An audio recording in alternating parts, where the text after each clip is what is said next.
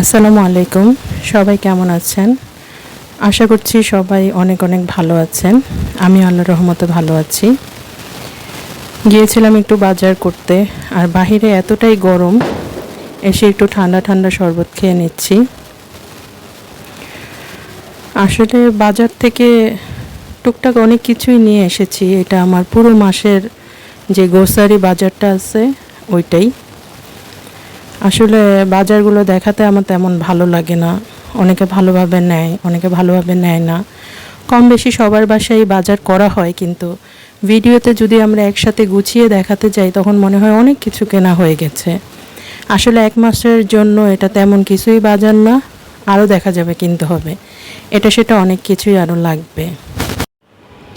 আর এখানে শুধু শুষ্ক বা শুকনা যেই বাজারগুলো আছে এগুলোই আমি করে নিয়ে এসেছি। কারণ মাছ বা মাংস এইসব বা সবজি বলেন, এগুলো আমি করি না, এগুলো আমার হাজব্যান্ড করে নিয়ে আসে।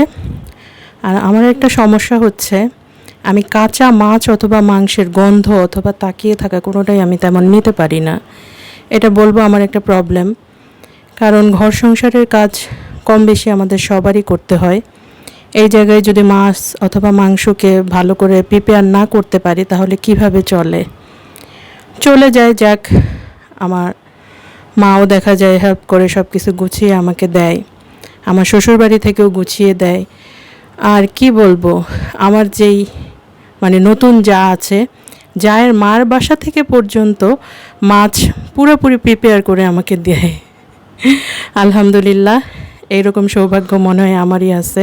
না, আছে, অনেকেরই আছে, এটা বলা ঠিক না। বাট আমি কখনো আশাও করিনি যে আমার জায়ের মায়ের বাসা থেকে আমার জন্য মাছ প্রিপেয়ার করে দিবে। আলহামদুলিল্লাহ, আমি এটা পাই। যাক, তবে এটা আমার একটা বড় সমস্যা হিসেবে আমি মানি। আমি অনেক চেষ্টা করেও আমি এটা সমাধান করতে পারছি না। আমি গন্ধটাই নিতে পারি না। অথচ রান্না হয়ে গেলে বা আদা রসুন দেওয়া মশলা দেওয়া হয়ে গেলে আমার অত সমস্যা হয় না। এখানে দেখলেন বাচ্চার জন্য একটা চকলেটও এনেছি। এটা আমার কাছে খুব ভালো লেগেছে। ও খায়নি, খেয়েছি আমি। ও মিষ্টি জাতীয় জিনিস কোনোটাই তেমন পছন্দ করে না। আবার বড় হওয়ার সাথে সাথে দেখছি মিষ্টিটা খায়, যেটা সুইট মিষ্টি, বাট মিষ্টি জাতীয় কিছু খেতে চায় না, সল্টি পছন্দ করে।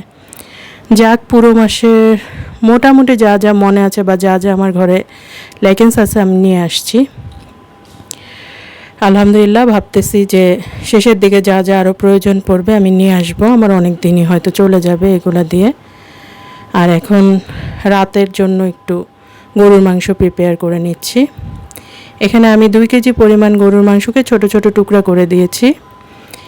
তার সাথে আমি দিচ্ছি ছোট এলাচ, বড় এলাচ, দারচিনি, তেজপাতা আর 4-5 পিস লবঙ্গ। এখানে আমি ধনিয়া গুঁড়া, গরম মশলার গুঁড়া, হলুদ মরিচের গুঁড়া, সবাই মোটামুটি গরুর মাংস রান্না করতে পারে, এখানে বলার কিছু নাই। আর পেঁয়াজ আমি দিয়ে দিয়েছি 1.5 কাপের পরিমাণ। আদা রসুন বাটা 3 টেবিল চামচের ভরে আর কি। সব কিছু দিয়ে আমি একটু ভালোভাবে মাখিয়ে রাখবো। অবশ্যই তেলটা দিতে হবে, আর হচ্ছে স্বাদ মতো লবণ। আর এই মিশ্রণটি ম্যাক্সিমাম সবাই দেখা যাবে যে হাত দিয়ে মাখাচ্ছে।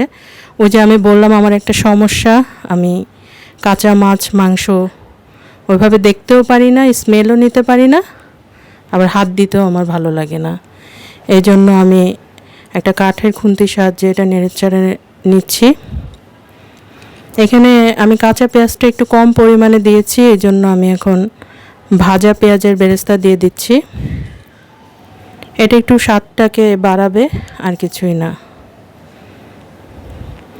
আমি ভালোভাবে নেড়েচেড়ে মাখিয়ে এটাকে রেস্টে রেখে দিব 20 থেকে 25 মিনিটের মতো। বেশি রাখলেও সমস্যা নেই, অনেকে সারা রাতও রেখে দেয়। আমার ওরকমটা ইচ্ছা নেই, কারণ রাতের মধ্যেই রান্নাবান্না শেষ করতে হবে।